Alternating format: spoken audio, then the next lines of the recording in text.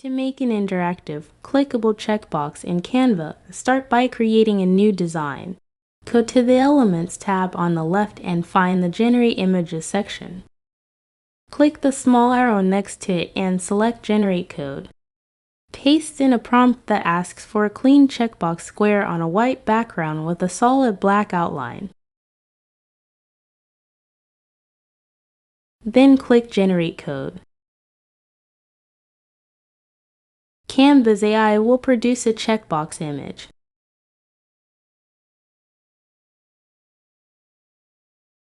Click it to add it to your canvas.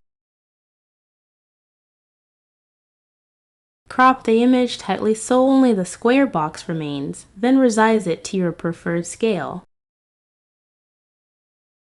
Double-click the checkbox on your canvas. You will now be able to click inside it to check it and click again to uncheck it.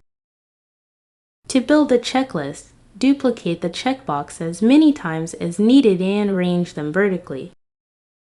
Then add text labels from the Text tab and position each item next to its corresponding box. Your interactive checklist is now ready to use directly inside Canva.